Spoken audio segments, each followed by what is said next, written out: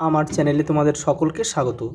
আজ আমরা ক্লাস 7-এর রায় ও মার্টিন প্রশ্ন বিচিত্রা থেকে পরিবেশের প্রথম পর্যায়ক্রমিক মূল্যায়নের 14 নম্বর স্কুল সলভ করব।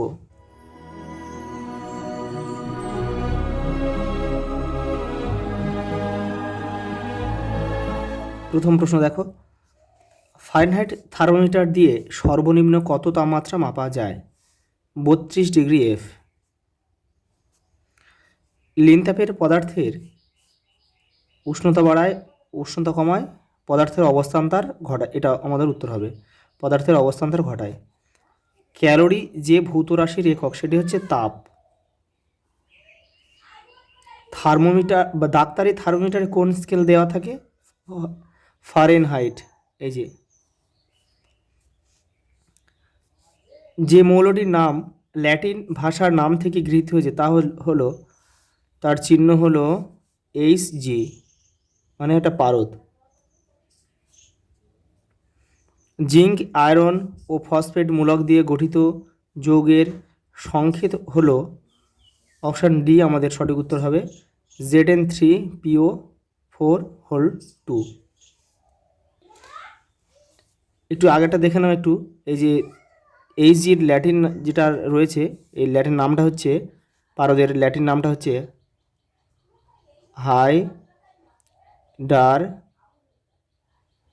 হাইডারজিরাম। পরেরটা দেখো, ক্যালসিয়াম পরমাণু দুটি ইলেকট্রন বর্জন করলে উৎপন্ন হবে, অপশান বি। পরেরটা দেখো, পরমাণুর কেন্দ্রকের মোট প্রোটন সংখ্যাকে বলে পারমাণবিক সংখ্যা। একটি সংশ্লেষিত খাদ্য হলো কোল্ড ড্রিঙ্কস। লিগামেন্টে উপস্থিত প্রোটিন হলো কোলাজেন। কেরাটিন থাকে কি চুল ও নখে থাকে, আর মায়োসিন আর অ্যাক্টিন কিন্তু পেশিতে থাকে। মায়োটিন আর অ্যাক্টিন হচ্ছে পেশিতে থাকে। ভিটামিন ডি এর অভাবজনিত রোগ হচ্ছে, ভিটামিন ডি হচ্ছে রিকেট। পরেরটা দেখো, হলুদ রঙের লাড্ডুতে যে ক্ষতিকারক কৃত্রিম রং থাকে তা হলো মেটানিল ইয়েলো, অপশান এ। একটি থার্মোমিটারের সাহায্যে সবচেয়ে কম উষ্ণতা -10 ডিগ্রি একক এবং সবচেয়ে বেশি উষ্ণতা 190 ডিগ্রি একক মাপা যায়। ওই থার্মোমিটারে 1 ডিগ্রি একক করে মোট কটি ঘর পাওয়া যাবে? দেখো, 190 ডিগ্রি মাইনাস, এটা বিয়োগ করলে কিন্তু আমাদের উত্তর হয়ে যাবে। তাহলে দেখো, 190 মাইনাসে মাইনাসে প্লাস 10 = 200। পরেরটা দেখো, শূন্যস্থান পূরণ করো। পদার্থের অবস্থা পরিবর্তনের সময় পদার্থের উষ্ণতা অপরিবর্তিত থাকে।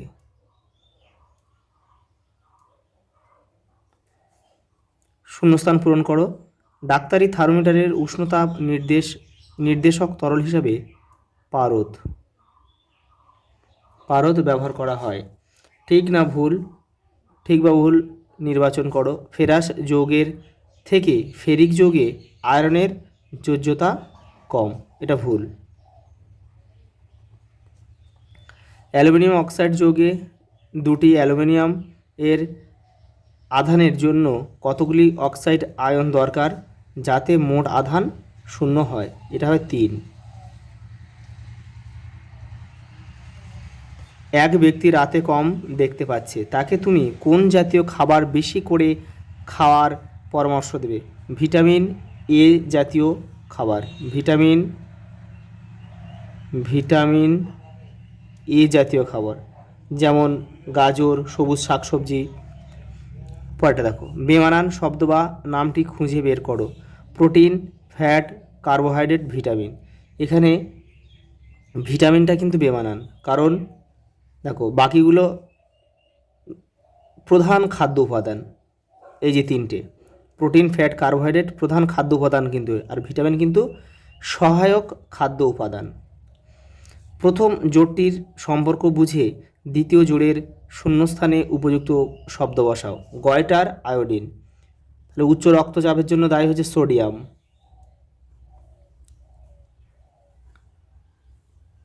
সোডিয়াম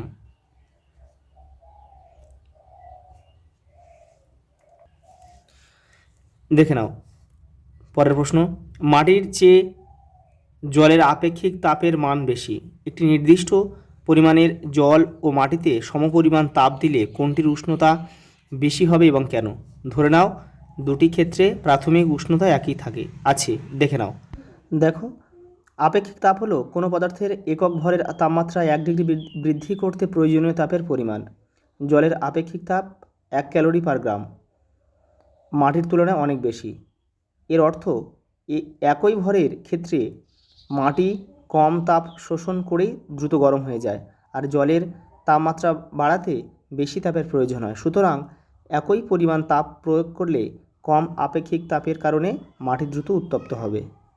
পরেরটা দেখো, কোনো বস্তুর গৃহীত বা বর্জিত তাপের পরিমাণ কোন কোন বিষয়ের উপর নির্ভর করে?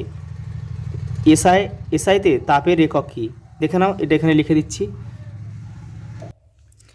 এটা হবে, দেখো, বস্তুর ভর হবে, এখানে লিখে দিচ্ছি। বস্তুর ভর,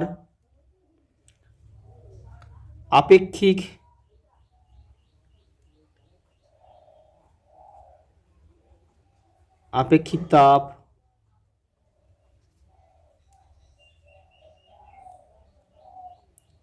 উষ্ণতার পরিবর্তন, এগুলোর উপর নির্ভর করে। আর এসআই তাপের একক কি? জুল। পরেরটা দেখো, জলে ভেজে গায়ে দাঁড়ালে তোমার ঠান্ডা লাগে, তবে জলে ভেজা গায়ে ঘূর্ণায়মান পাখার তলায় দাঁড়ালে তোমার আরও বেশি ঠান্ডা লাগে কেন? দেখে নাও।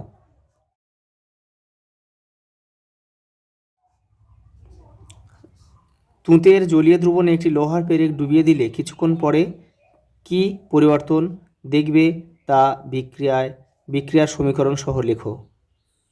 দেখে নাও। এটি কি ধরনের বিক্রিয়া? এটি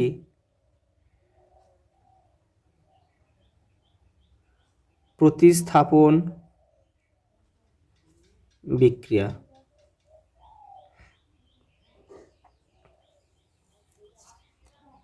পরেরটা দেখো, একটা সমীকরণ দিয়েছে Fe2O3 plus Al2O3 plus Fe। সমীকরণটির সমতা বিধান করো। এটি কী ধরনের বিক্রিয়া তা লেখো। এটা হচ্ছে ব্যালেন্স দিয়েছে, আগে দেখে নাও ব্যালেন্সটা। দেখো এখানে লোহা, দেখো Fe দুটো রয়েছে, এখানে একটা রয়েছে, তাহলে আমাদের এখানে যদি 2 খাওয়ায় তাহলে কিন্তু 2 2 মিলে যাবে। তাহলে আমরা দেখি Fe2O3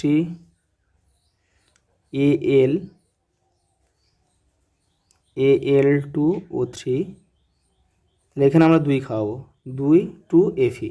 তাহলে এখানে লোহা দুটো হয়ে গেল, এখানে দুটো হয়ে গেল, মিলে গেল। এখানে অক্সিজেন দেখো 3টে রয়েছে, এখানে অক্সিজেন 3টে রয়েছে, ঠিক আছে। দেখো এখানে Al দুটো রয়েছে, এখানে Al একটা রয়েছে, তাহলে আমরা এখানে 2 খাওয়াই, 2 বসালে কিন্তু দেখো আমাদের মিলে যাচ্ছে। দেখো Al মানে অ্যালুমিনিয়াম দুটো, এখানে অ্যালুমিনিয়াম দুটো, অক্সিজেন 3টে, অক্সিজেন 3টে, Fe দুটো, Fe দুটো। এটা কিন্তু একটা প্রতিস্থাপন বিক্রিয়া।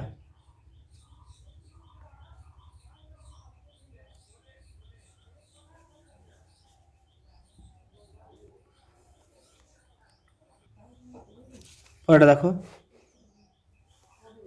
একটি M ধাতুর সালফেটের সংকেত M2SO4 হলে ধাতুটির নাইট্রেট ও কার্বনেট যৌগটির সংকেত লেখো। দেখে নাও। এই দেখো, M ধাতুর নাইট্রেটের সংকেত হচ্ছে MnO3 আর M ধাতুর কার্বনেটের সংকেত হচ্ছে M2CO3। পরের প্রশ্ন দেখো, প্রতিদিন চাউমিন, এগরোল, পেস্ট্রি, বিরিয়ানি ইত্যাদি ফাস্ট ফুড জাতীয় খাবার খেলে কী কী ক্ষতি হতে পারে? দেখে নাও।